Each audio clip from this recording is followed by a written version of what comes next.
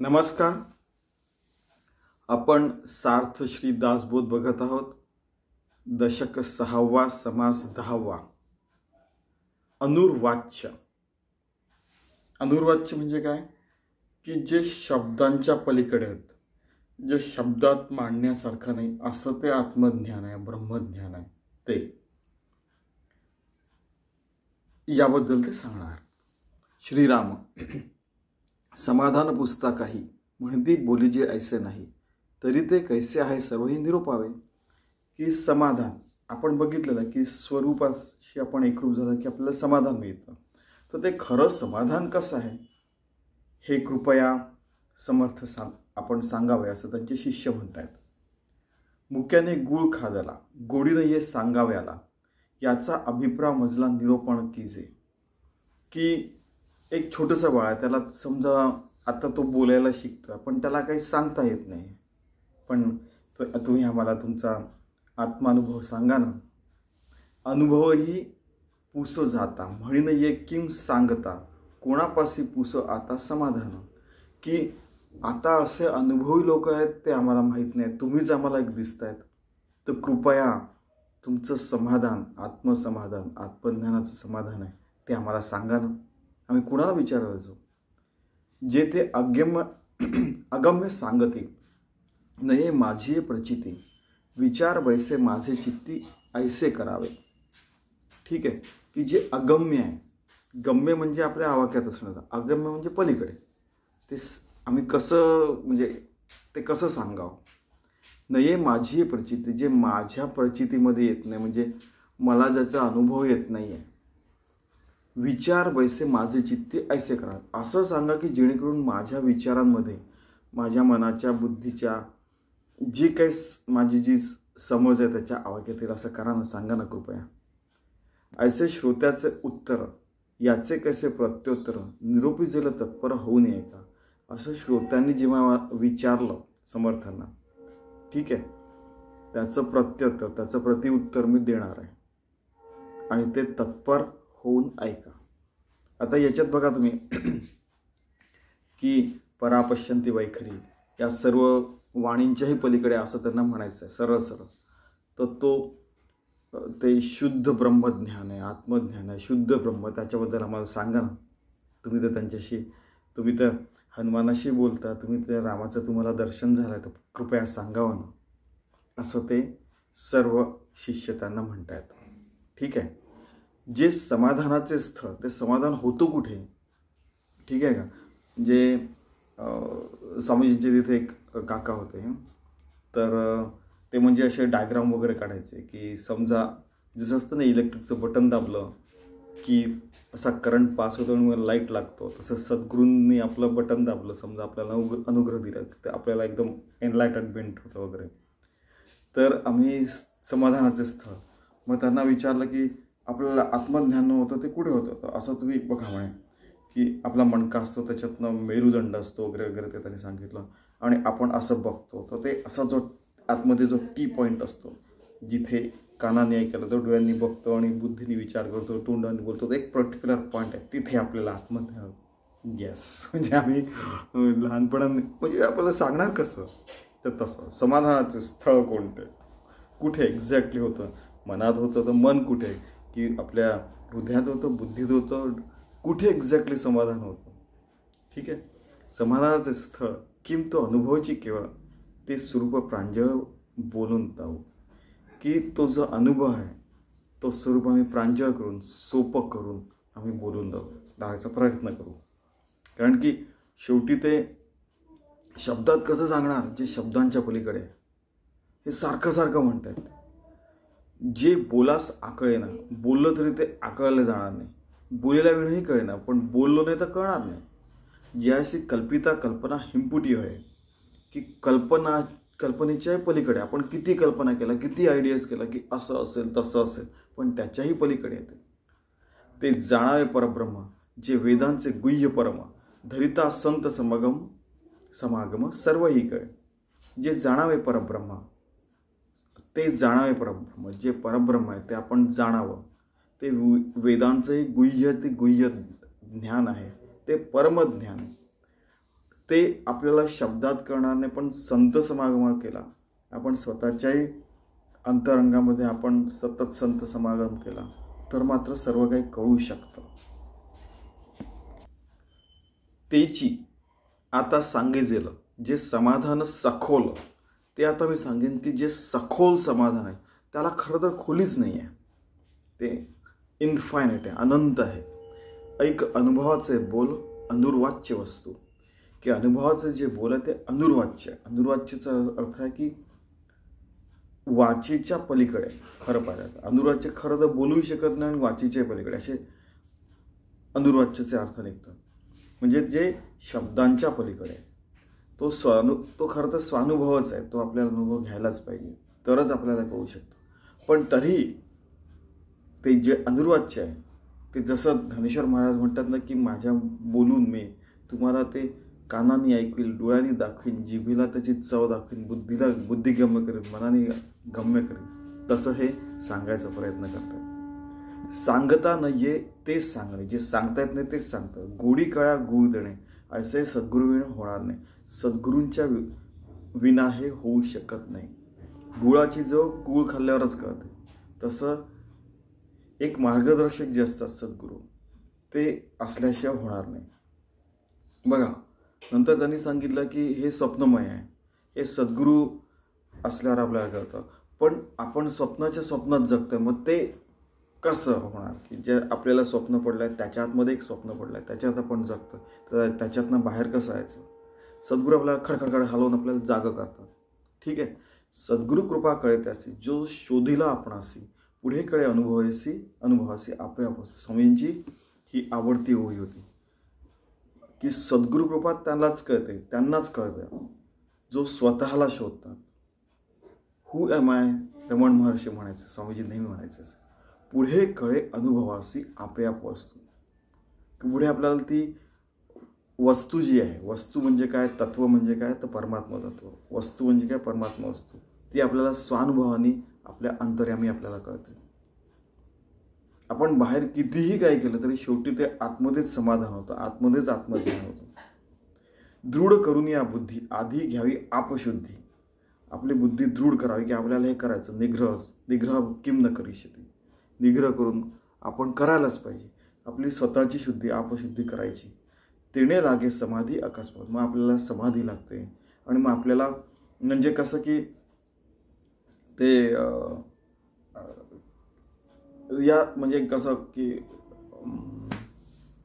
की अमन अवस्था, मग तुरी अवस्था, समाधी अवस्था याच्या सगळ्या पलीकडे करतं.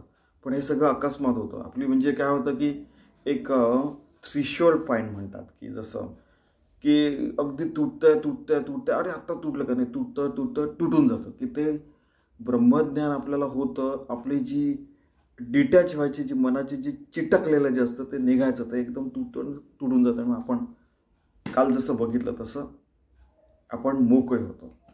या अकस्मात हे होऊन जातं असं समर्थ रामदास म्हणतात.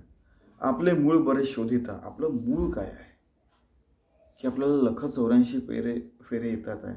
आपलं ही बॉडी आहे. आपण जर का विचार करून बघितलं की अरे आपण मुंगी पण होतो, आपण म्हणजे कोण, मग तो आत्मा समजा, जीवात्मा समजा. मग मुंगी झालो, हत्ती पण झालो आपण, अरे हो. आपण व्हायरस पण होतो, अरे हो.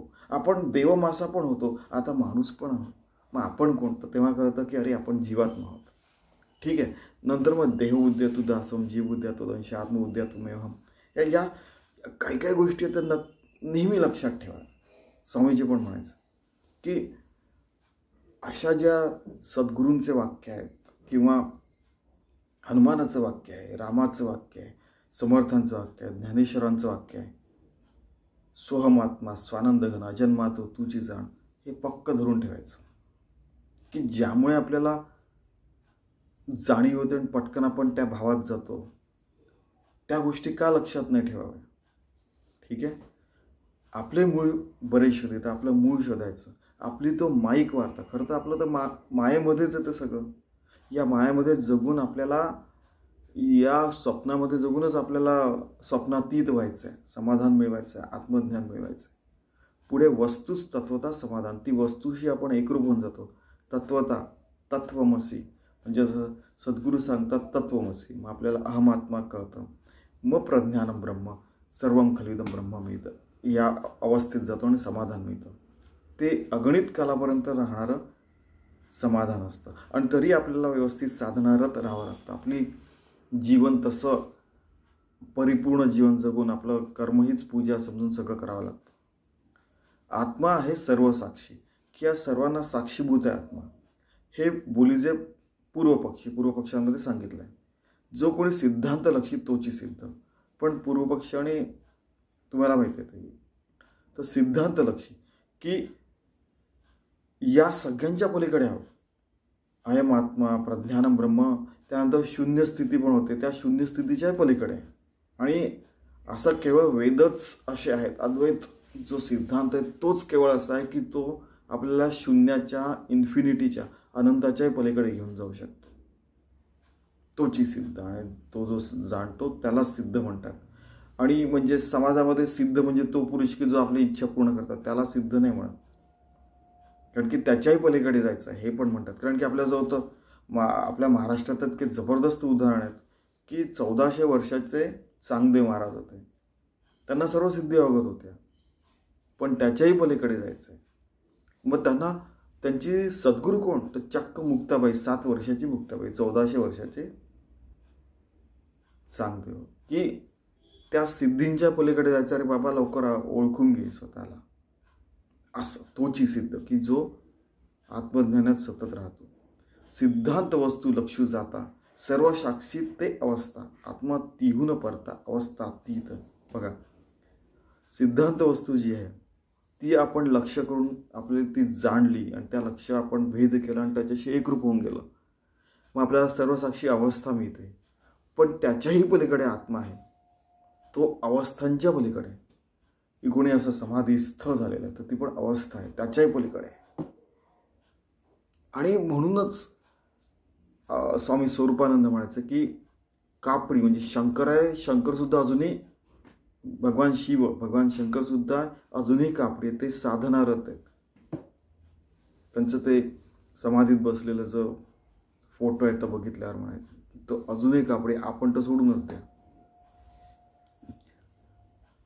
पदार्थ ज्ञान जेव्हा सरे, हे सगळं पदार्थांचं ज्ञान जेव्हा सरतं ज्याच्या पलीकडे आहे, म्हणजे आपण ज्ञानाचे असतो, पाईक असतो, ज्ञान मिळवायचं. पण त्या ज्ञानाच्या, पदार्थ ज्ञानाच्या, हे पण पदार्थ ज्ञानाचा एक प्रकारचे असं ते म्हणतायत. की आत्मज्ञानाच्या वेदांत वगैरे ते शेवटी पदार्थ ज्ञानामध्ये आपण गणू शकतो. त्याच्याही पलीकडे भगवंत आहे. बघा, म्हणजे कुठल्याच्या कुठल्या अवस्थेत हे आणि शब्द वापरून बोलतात. ज्ञानेश्वर महाराज असो, समर्थ रामदास असो. पदार्थ ज्ञान जेव्हा सरे, द्रष्टा द्रष्टेपण नुरे, की द्रष्टा आणि दृश्य समजा. की जसं ध्येय ध्याता ध्यान, की ध्येय आत्मध्यान, ध्याता आपण आणि ध्यान आपण ध्यान करतोय ते. तसंच द्रष्टा, आपण बघतोय आणि सगळं दिसतंय, याच्याही पलीकडे आपल्याला जायचं आहे. ते समय उतरे फुंज मीपणा. तेव्हा हे जेव्हा त्याच्या पलीकडे जातो तेव्हा तो आपला फुंज म्हणजे जो मीपणाचा, अरे माय होतं, अरे माय तो दुनिया चला रहा हूं, क्या बताऊ तेरे को, म्हणजे जे असतात ना त्या स्टाईलने आम्ही लहानपणी अशा काही गोष्टी करायचो.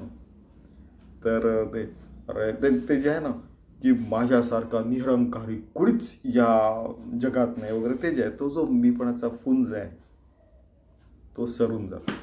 गमतीने म्हणजे मीपणावर तर स्वामीजी इतक्या सुंदर सुंदर गोष्टी सांगायचे की म्हणजे मला असं वाटतं की इव्हन 1-2 ह्याच्यात पण आलेले, पुराणांमध्ये पण अशा गोष्टी आलेल्या आहेत आणि भागवतामध्ये पण. की एकदा 2 भिक्षेकरू होते, तर त्याला एका सुगृहीने त्याला सांगितलं की हट, एवढा चांगला धडधडाट हातापायाचा आहे, जाऊन काहीतरी काम कर, भिक्षा मागू नको. तर ते घरी आले. तुला माहिती आहे का, मी इतका निरंकारी आहे आणि इतका स्वाभिमानी आहे की त्या सुगृहीने रागवल्यावर त्या घरात मी भिक्षा मागायला गेलो नाही. म्हणजे बघा, निरंकारी आहे तिथे गेलो नाही वगैरे वगैरे, फुंज मीपणाचा. बघा, जेथे मुराले मी पण, जिथे मी पण मुरले आहेत, अगदी नष्ट झालेल्या भगवंताशी एकरूप झालं, तीच अनुभवाची खूण असते.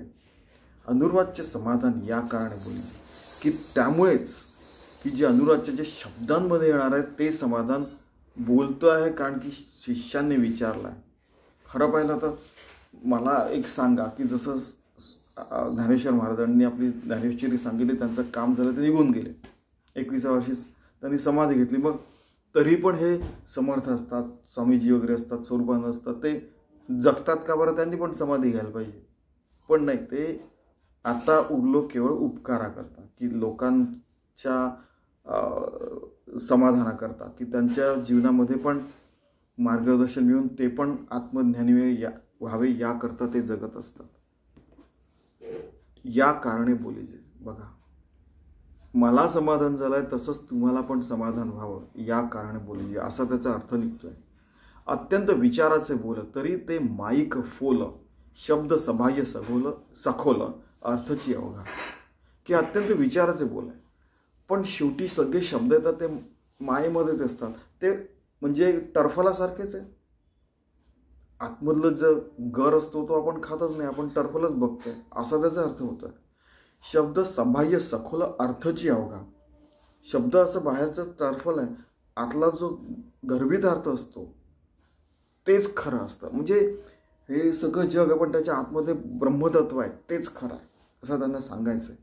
आणि जीवाच्या आकांताने आईसारखं, बाबांसारखं एक कडक झापण मारून, समजा कधी आईच्याच प्रेमाने, कधी आजीच्या सारखं, आजोबांसारखं अत्यंत प्रेमाने, की आपल्या इथे काय आई नेहमी म्हणायची की दुधापेक्षा साय मऊ.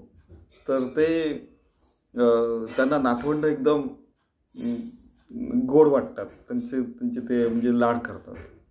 अशा प्रकारे पण सांगतात. शब्दाकरिता कळे अर्थ, अर्थ पाहता शब्द व्यर्थ, शब्द सांगेते यथार्थ परी आपण मिथ्य. की शब्दाच्या माध्यमाने आपल्याला अर्थ कळतो, पण शब्द तर अगदी व्यर्थ गेल्यासारखे वाटतात. आपण कितीही सांगितलं तरी यार कसं सांगू त्यांना असं वाटतंय. शब्द सांगेते यथार्थ परी आपण मिथ्या, कारण की आपणही मिथ्या आहोत आणि शब्दही मिथ्या आहोत, ते सगळे जाणार आहेत.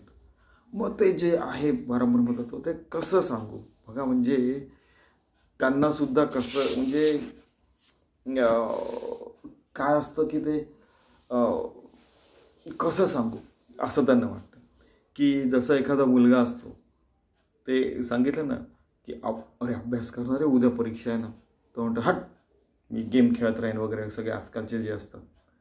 एखादा मुलगा व्यसनी होतो, त्याला कोणी कितीही सांगितलं तरी ऐकतच नाही, मग फोलपणा जसं वाटतो तसं त्यांना जाणवत आहे की अरे यार कसं सांगू, की हे असं असतं तसं असतं वगैरे. ठीक आहे. शब्दाकरिता वस्तू भासे, वस्तू पाहता शब्द नासे, शब्द फोल अर्थ असे घनवटपणे. की शब्द आपण बोललो, आपण म्हटलं की समजा की समुद्र असा असतो, तर आपल्याला लगेच तो मुंबईला कुठेतरी आपण गेलो समजा, तिथला समुद्र आपल्याला आठवतं. आपल्याला वस्तू भासे, वस्तू पाहता शब्द नसे, पण वस्तू पाहिल्यावर शब्द नसतात की हा समुद्र आहे. मग त्याला कळून जातं की ठीक आहे. शब्द फोल अर्थ असे घनवटपणे, मग आपल्याला कळतं की समुद्र असं आहे. पण ते समुद्राचं झालं. मग या शब्दा ज्या आहेत मर्यादा, जे उदाहरण आहेत त्यांना पण मर्यादा असतात, ते फोल ठरतात. हो, कारण की घनवटपणे, की तन्मात्राही छोट्या होतील आहे. त्यानंतर 10⁻³ मीटर्स, तसं आपलं जी सगळ्यात छोटी जी प्लँक लेंथ वगैरे म्हणतात, त्याच्या एक सूक्ष्म, पण त्याच्या सूक्ष्म 10⁻∞ होऊ शकत. हे किती मोठं आहे तर 10⁻∞. मग विश्व खूप अनंत झाला. मग तसंच अनंत पटीने सूक्ष्म पण नसेल का? तर आहे. किती म्हणजे समर्थांचे शब्द म्हणजे खूप जबरदस्त आहेत. ठीक आहे. की शब्दाकरिता वस्तू भासे, शब्दामुळे वस्तू भासते, वस्तू पाहता शब्द नासे. की आपण समुद्र बघितला, शब्दांचा मग अर्थ राहत नाही. शब्द फोल असे वाटतात घनवटपणे, की ते ब्रह्मतत्व कसं आहे की कुठून कुठून सगळीकडे भरलं आहे. तर किती कुठून आहे की आपण समजा कूट केला कशाचा तर साखरेचा कूट केला, त्याचा एक सगळ्यात छोटासा दाणा पण असतोच, पण त्याच्यापेक्षा अतिसूक्ष्म म्हणजे किती, तर तसं आहे ब्रह्मतत्व आहे. त्याचा आता किती सूक्ष्म शब्द वापरू की अतिसूक्ष्म की जेणेकरून तुम्हाला कळेल असं, म्हणजे ते स्वतः हवालदिल झाले असं ते सांगताय. भूसाकरिता धान्य निपजे, धान्य घेऊन भूस टाकीचे, तसे शब्द भूस जाणीचे अर्थधान्य, की वरचं टर्फल हे टाकून दिलं तर आतलं जे धान्य असतं ते तत्व आपण आहोत. म्हणजे इथे बघा की एक इथे म्हणजे काय म्हणतात त्याला की अलंकारिक भाषा त्यांनी वापरलेली आहे. ठीक आहे, की decorative language he has used असं आपण म्हणतो. बस पोचटामध्ये घनवटी उडे पोचट, तसा शब्द हा फलगट परब्रह्मी, की त्या पोचट याच्यामध्ये आतमध्ये खरं तत्व असतं. हे फोल टाकून दिलं तर आतमध्ये परब्रह्म तत्व आहे. तसंच आपल्या देहाच्या आतमध्ये, मनाच्या आतमध्ये, बुद्धीच्या आतमध्ये, सर्व गोष्टींच्या आतमध्ये परमात्मा तत्व आहे आणि तेच तू आहेस, समजून घे. असे कित्येक देह आलेले आहेत गेले आणि तरी तू आहे, प्लीज जाणून घे रे, कृपया जाणून घे असं ते म्हणतात. की यात त्यांनी मग म्हटलेलं आहे की आपल्या जीवनामध्ये की आपण शब्दच पकडून बसलो, कोणी हे म्हटलं कोणी ते म्हटलं, तर तसं नाही, त्या शब्दांच्या पलीकडे जायचं. सद्गुरूंनी जरी म्हटलं तर त्याचा तो गर्भित अर्थ आपण घ्यायचा. शब्द बोलूनही राहे, अर्थ शब्दापूर्वीच आहे, या काळे नस आहे उपमात या अर्थाशी, की आपण सांगितल्यावर एखादी गोष्ट कळली तर ठीक आहे, पण अर्थ तर ऑलरेडी आहेच तो. मग त्याचं काय, की जे परब्रह्मतत्व आहे ते तर ऑलरेडी आहेच. आपण काहीतरी तयार केलं नंतर तयार झालं असं नाही, ते ऑलरेडी आहे. त्यामुळे आपण किती सांगितलं तरी ते कळणारच नाही.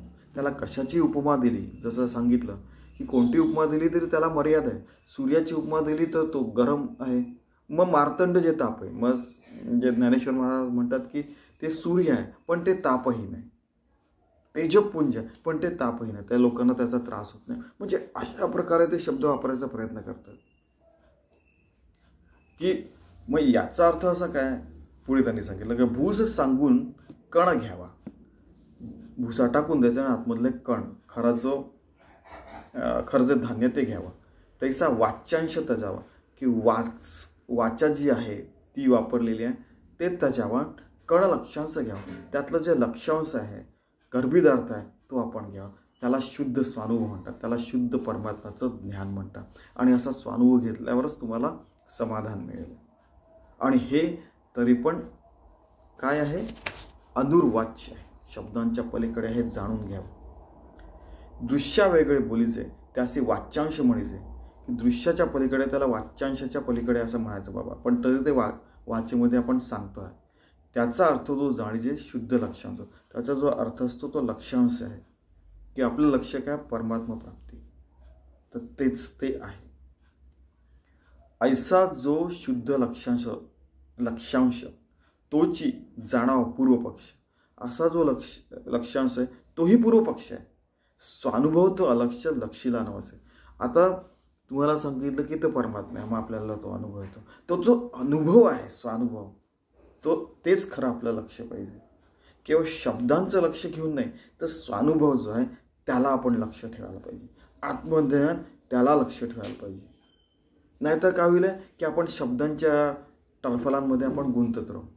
मग कोणी या शब्दात सांगतो, कोणी त्या शब्दात सांगतो, कोणी मग एकदम डेकोरेटिव्ह अलंकारिक लँग्वेजमध्ये सांगतो, कोणी तुला सांगू का की ते कसं असतं माहिती आहे का, की जसं आंबा असतो, आंब्याच्या आतमध्ये कोय असते, कोयच्या आतमध्ये पण एक मऊ पदार्थ असतो त्याच्यासारखं असतं.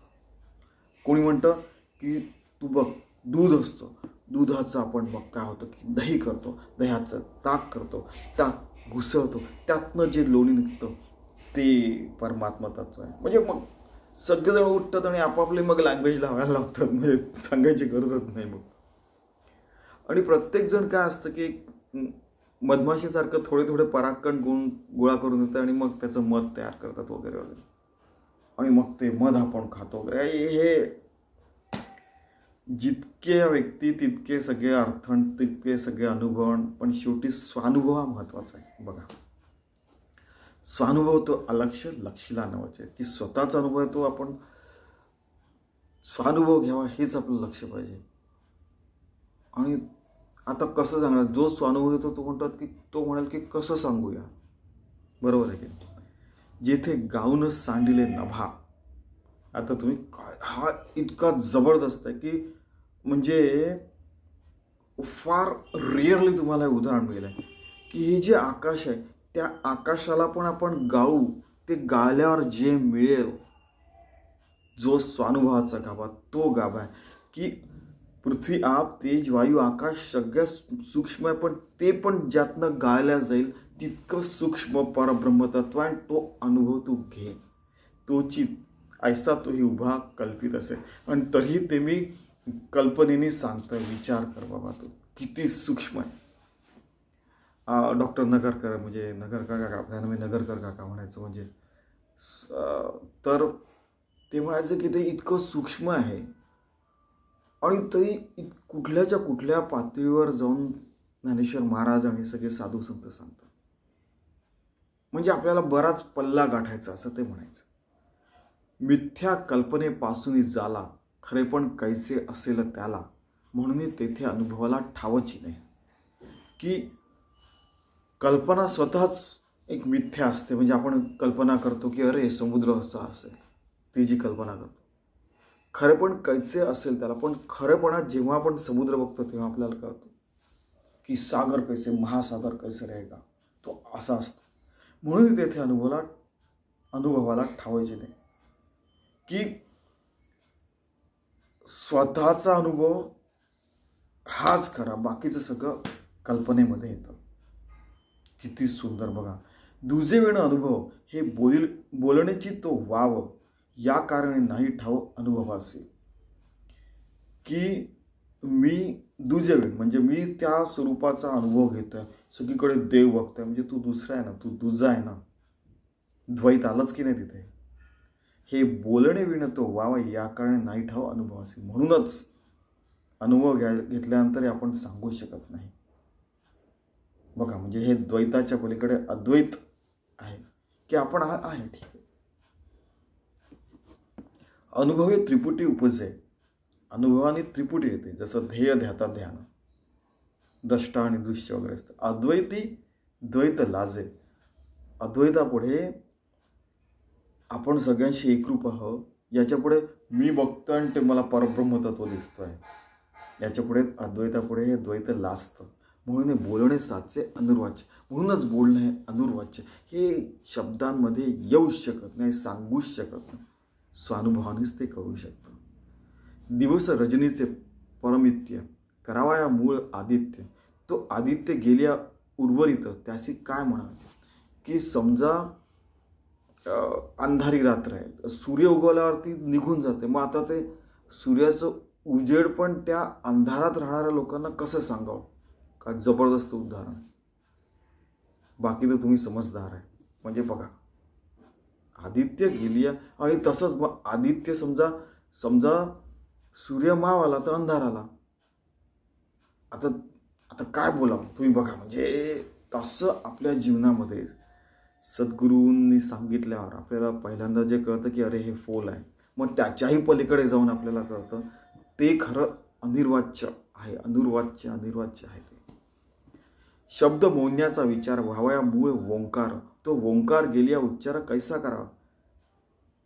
ओंकार स्वरूप की ओम एकाक्षरम ब्रह्म, ओम एकच ब्रह्म आहे, ठीक आहे. उम अकार तो ब्रह्मा, उकार तो विष्णू, मकार महेश्वर. याच्याही पलीकडे शब्द मोडण्याचा विचार. आपण मग आता अशा प्रकारे नाही कळलं तर काय, तुला कळायचं तेव्हा कळेल आहे की नाही, असं म्हणतो. कसं सांगू रे माझ्या बाळा, असं आई मुलाला सांगते. कधी कधी त्याला कळत नाही तर तशा प्रकारे सांगतो. तो ओंकारही गेला. म्हणजे खरं पाहिलं तर तुम्ही बघा की शून्य अवस्था असते, अमन अवस्था, तुरीय अवस्था, समाधी वगैरे. शून्य अवस्थेत आपल्याला समजा आपल्या मनात एकही विचार नाही, आपल्याला वाटतं की झालं सगळं विचार वी हॅव अचीव्ड एव्हरीथिंग वगैरे वगैरे. नंतर कळतं की अरे ही तर पहिली अवस्था आहे, त्याच्यानंतर अजून पलीकडे आपल्याला जायचं आहे, त्याच्याही पलीकडे आहे, प्रज्ञानम ब्रह्मच्याही पलीकडे आहे अजूनही, त्याच्या पलीकडे अजूनही पातळ्या की ज्या शब्दात येऊ शकत नाही. ठीक आहे. यांनी 32चा उदाहरण अर्थ काय सांगितलं आहे बघा. सर्व शब्दसृष्टीचे मूळ ओंकार आहे. शब्द बोलणे किंवा मौन धरणे म्हणजे शब्द न बोलणे या विचाराचे मूळ अखेर ओंकाराच्या अस्तित्वामध्ये. तो ओंकारच लय पावला की शब्द बोलणे आणि न बोलणे दोन्ही नाहीसे होतात. की ते नाहीसे झाल्यावर मग शून्य अवस्था ते वगैरे वगैरे, त्याच्या पलीकडे आहे सगळं. अनुभव आणि अनुभविता. मी अनुभव घेतो आणि मला अनुभव येत आहे. वा, ठीक आहे. सगळी मायेची करता, हे सगळी माया आहे. ते मायामुळी नसता, ती मायाच नाही आहे, त्याशी काय म्हणा म्हणजे तेच नाही. आपल्याला देह नाही, मन नाही, बुद्धी नाही, हे जगच अस्तित्वात नाही. ज म्हणजे जन्मणे, ग म्हणजे गमन करणे आणि जे पालन पोषण करणे, अकार तू ब्रह्मा वगैरे वगैरे, उकार तू विष्णू मकार महेश्वर, हे काहीच अस्तित्वात नाही. मग त्याला काय म्हणायचं रे? त्याची तू कल्पना करून बघ आणि त्या कल्पनेच्याही पलीकडे जा, कल्पना अतीत हो. वस्तू एक आपण एक, ऐसी अस्ति वेगळीक. वस्तू एक आहे आणि आपण वेगळ्या, हे दोन वेगळ्या गोष्टी आहेत. ऐसी अस्ति वेगळीक, ही वेगळीपणा, हे वेगळेपणाने आपण अनुभव घेतला तर नाही, त्याला खरा अनुभव नाही म्हणत. तरी अनुभवाचा विवेक बोलो येता सुखे. पण खरंच अनुभवाचा जेव्हा विवेक येतो तेव्हा आपण सुखरूप होऊन जातो, तर बोलूच शकत नाही, अनुर्वाच्य होऊन जातो. वेगळेपणाची माता ते लटकी वंधेची सूता, म्हणून या अभिन्नतामुळेच आहे. ठीक आहे. वेगळेपणा आपण ठीक आहे.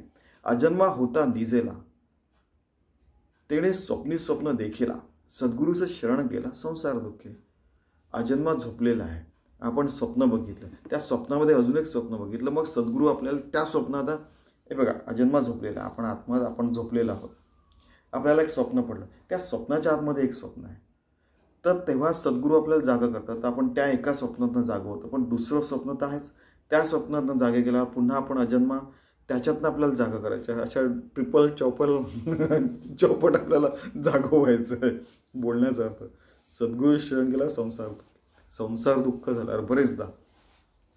मग यावर काय काय साधू संत असतात, ते म्हणतात की अरे काही जणांना बघा, म्हणजे काही जणांना नापास झाल्यावर अक्कल येते, काही जणांना बिझनेसमध्ये ठोकर लागल्यावर अक्कल येते, काही जणांना मित्रांनी धोका दिल्यावर अक्कल येते, काही जणांचा स्वयंपाक करता करता पोळी जळल्यावर अक्कल येते, काही जणांना ठेच लागल्यावर अक्कल येते की आपण ठेच लागून पडला, अरे आपण तर सगळ्यात फास्ट धावणार होतो, आपण तर सगळ्यात हुशार होतो, आपण तर खूप श्रीमंत होतो, आपल्यासारखं ज्ञानी कुणीच नाही असं वाटायचं. अशा विचित्र ज्या कल्पना असतात की माझ्यासारखं सुंदर कोणीच नाही, म्हणजे स्वयंपाक करणार वगैरे, किंवा मग ते देहाने पण सुंदरता वगैरे वगैरे असते. फॉर एक्झाम्पल म्हणजे I am the smartest man in this world असं वगैरे असतात. तर असे असतात. मग त्यांना कळतं की अरे आपल्यापेक्षा चांगलं कोणीतरी आहे, श्रीमंत, हुशार, त्यानंतर ज्ञानी, त्यानंतर चांगला स्वयंपाक करणारा, आपल्यापेक्षा सुंदर, आपल्यापेक्षा स्मार्ट वगैरे वगैरे जे असतात, आपल्यापेक्षा चांगलं म्हणजे करणारे व्यक्ती असतात. असं बघितल्यावर मग आपण त्या स्वप्नातनं बाहेर निघतो. मग अजून खोलात जात गेलं तर मग आपल्याला अनुर्वाच्य जे अनुभव आहे की अरे आपण जो खोटा मी समजलो तो खोटा मी नाही, खरा मी आपला सूक्ष्माती सूक्ष्म आहे. किती सुंदर सांगितलं. सद्गुरु कृपेस्तव झाला संसार वाव. सद्गुरु कृपेमुळे संसार म्हणजे संसाराच्या पलीकडे आपण जातोय. ज्ञान झाली ठाव पुसे अज्ञानाचं. ज्ञान झाल्यावर अरे आपण जे काल समजलं होतं ते तर अज्ञानच झालं. इव्हन म्हणजे भगवान शंकर म्हणजे शिव म्हणतात की काल जो गीतेचा अनुभव घेतला तो आता ते मला माझ्या अज्ञानामध्ये गेला, आज नवीनच अनुभव येत आहे मला. म्हणजे आता भगवान शंकर म्हणतायत की काल जो अनुभव होता, अर्थ मला कळला परमात्माचा किंवा गीतेचा जो अर्थ कळतोय, आज मी विचार केला तर ते कालचं मला अज्ञान वाटायला लागलेलं आहे. म्हणजे कोणत्या पातळीवरनं बोलतात ते तुम्ही बघा. आपण तो सुरुवातीच्याच सुरुवातच करतोय असं वाटायला लागतं सगळ्यांना. म्हणजे हे समर्थांना वाटतं की आपण आत्ता सुरुवात करतोय. ठीक आहे तितके नाही झाले, नाहीपणे निमाले, आहे नाही जाऊन उरले नसून येते काही, की आहे ते नाहीस झालं, तर आपण शून्यावस्थेत पोहोचलो. मग त्या शून्याच्या पलीकडे आपण गेलो, मग काय उरलं? तर आहे, आपण अस्तित्वात आहो की नाही, आहे की नाही, त्याच्याही पलीकडे गेलो. तेच ते झालं बघा. शून्यत्वातीत शुद्ध ज्ञान, की शून्याच्या पलीकडे अतीत शुद्ध ज्ञान आहे, तेणे झाले समाधान. मग आपल्याला समाधान होतं. ऐक्यरूपे अभिन्न सहज स्थिती, की ऐक्यरूपाने आपण सहस्थितीमध्ये राहतो. त्याला खरं आत्मज्ञान, खरं समाधान. आणि त्याचं अनुर्वाच्य, त्याचं वर्णन करता येणार नाही.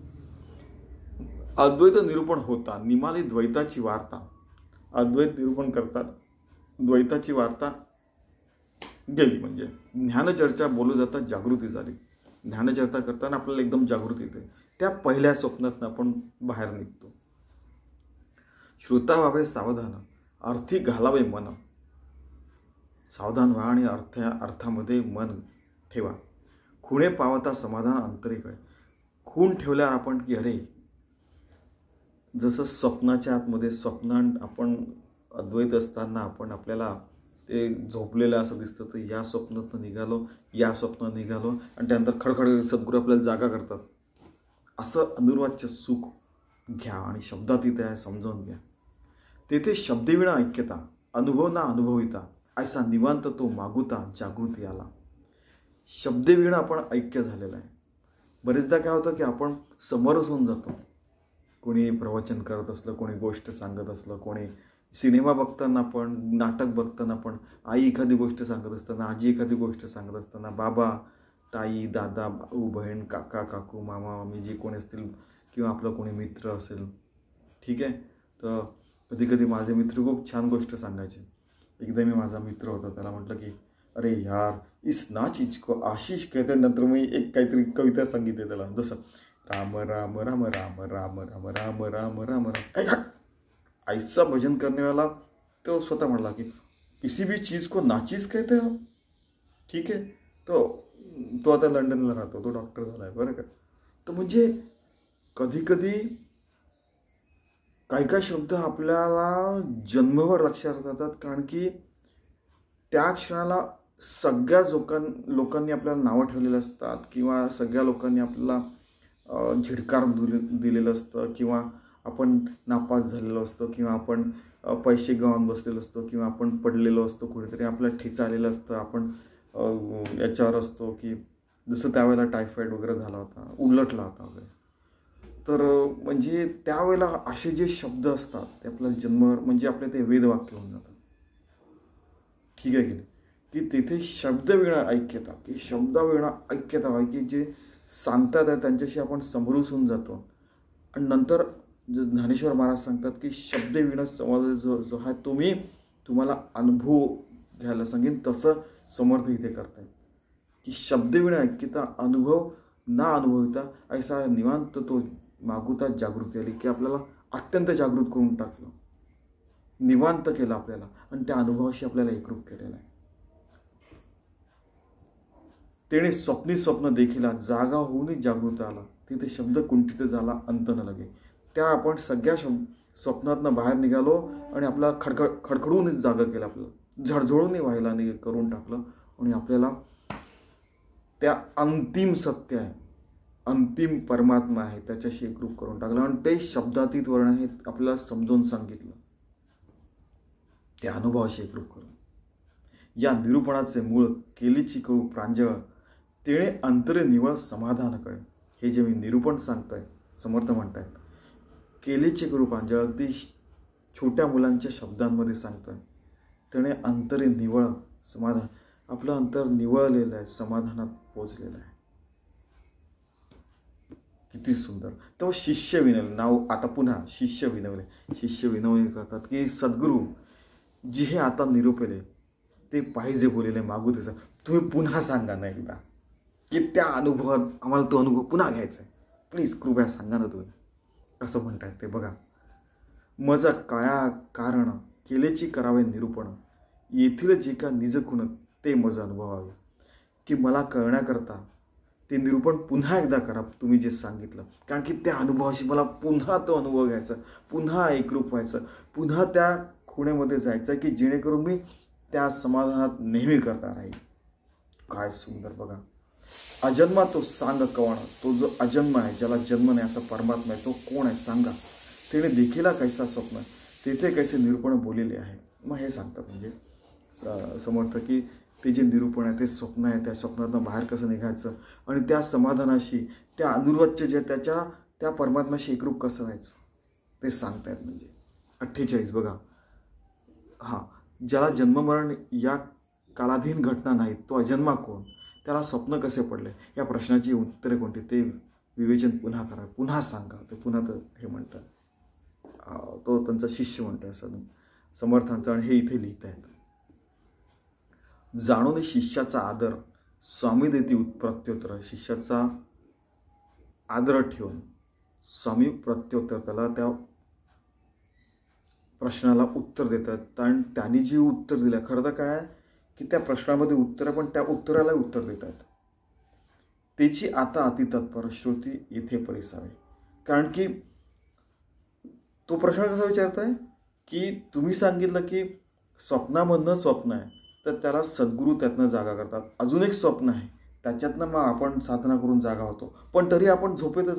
मग आपल्याला खडखडून जागा केल्यानंतर आपल्याला जे दिसतं ते परमात्मा स्वरूप आहे, हे तो बोलला. आणि त्यातून मग त्यांनी प्रश्न विचारला की तो अनुभव पुन्हा द्यावा त्याला. त्यामुळे ते प्रत्युत्तर म्हणतात. ऐक शिष्या सावधान, समर्थ म्हणतात, ऐक्य शिष्या सावधान, सावधान हो. अजन्म तो तूची जाण. तुझं जो अजन्म आहे परमात्मा आहे, तो तूच आहेस. तुला देखील स्वप्नी स्वप्न तोही आता सांगतो. तू त्या स्वप्नामध्ये जे स्वप्न बघितलं ते पण सांगतो. स्वप्नी स्वप्नाचा विचार, त्या स्वप्नामध्ये अजून एक स्वप्न पडला आहे, तो तू जाण. हा संसार, त्याला हा संसार समज. हा संसार तो स्वप्नातला स्वप्न आहे. तेथे तुला सारासार विचार केला पाहिजे. तर तू सारासार विचार केला तर या स्वप्नातनं बाहेर निघशील. पण तरी तुला चिमटा घेतला, तर चिमटा लागतो आपल्याला.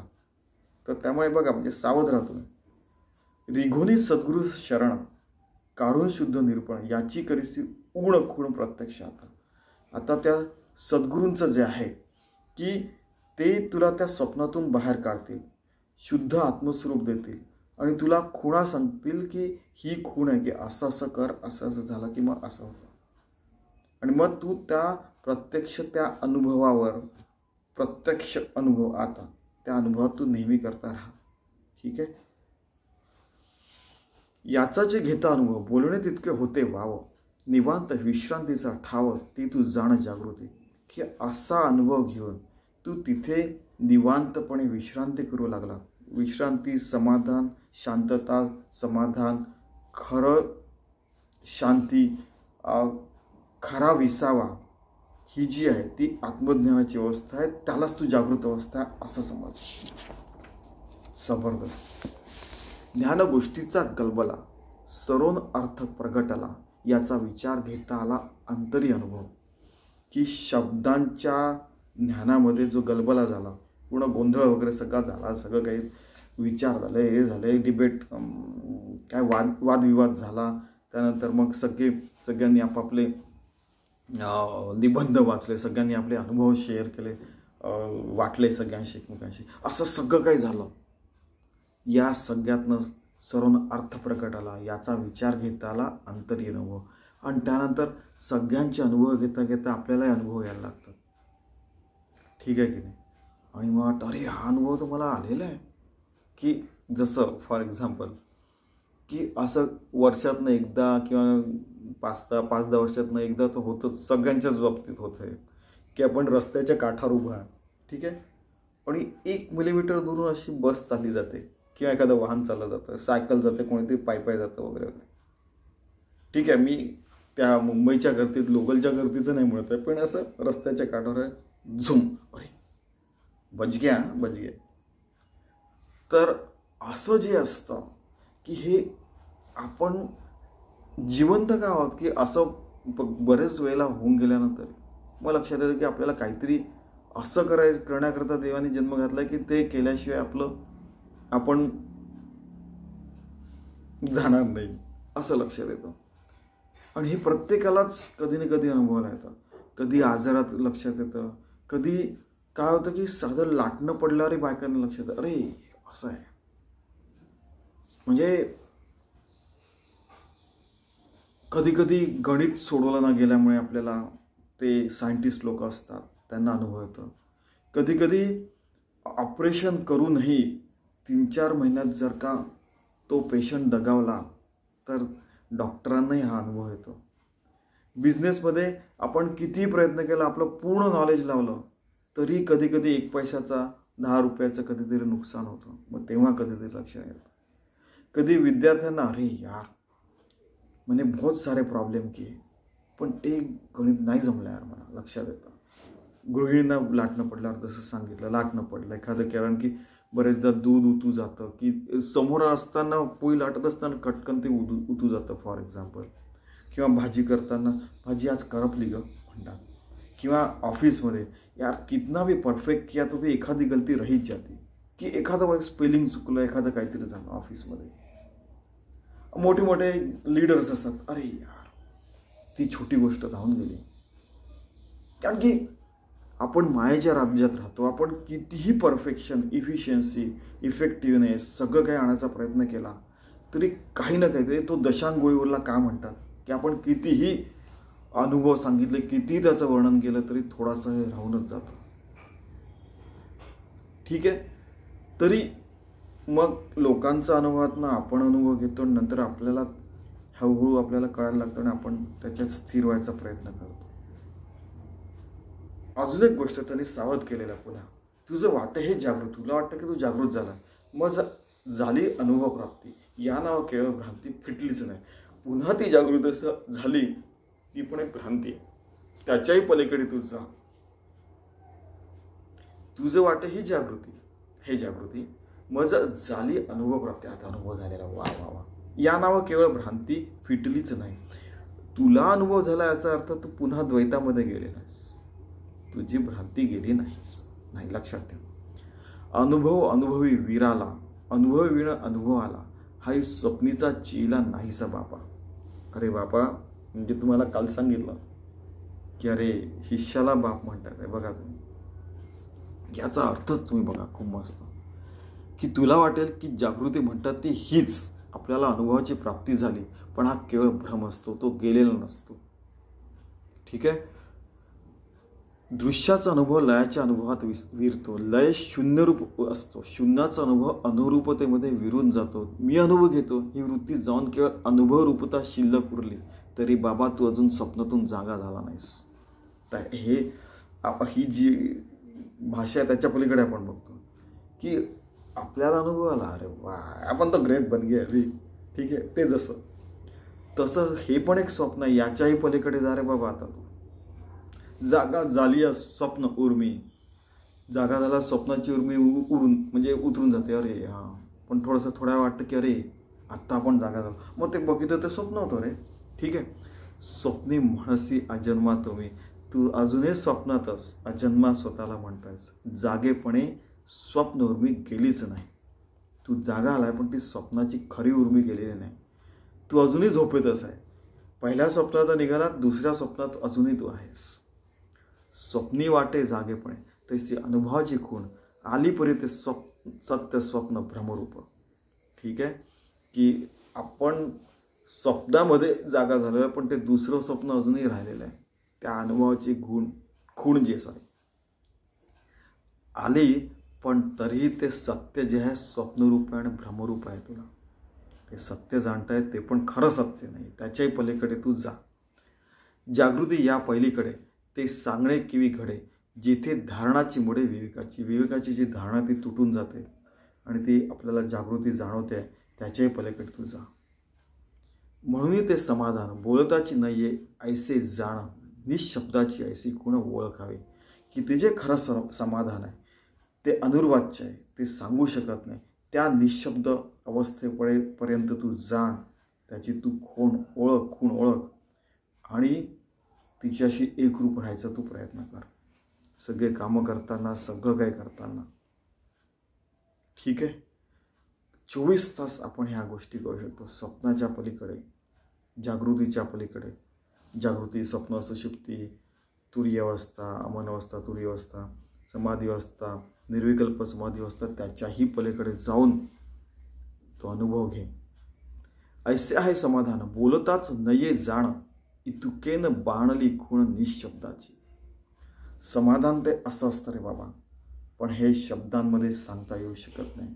आणि त्यामुळेच या समासाला अनुर्वाच्य निरूपण नाव दिलेले आहे असं समर्थ रामदास म्हणतात.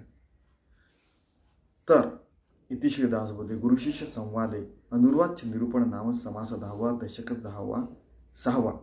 दशक 6वा समाप्त.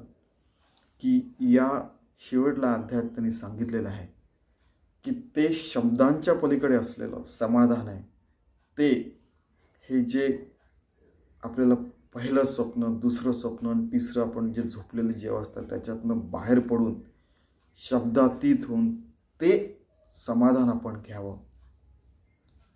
तत्वमसी सद्गुरूंनी सांगितलं अहम आत्मा ब्रह्म प्रज्ञानम ब्रह्मम सर्व खल्विदम ब्रह्म.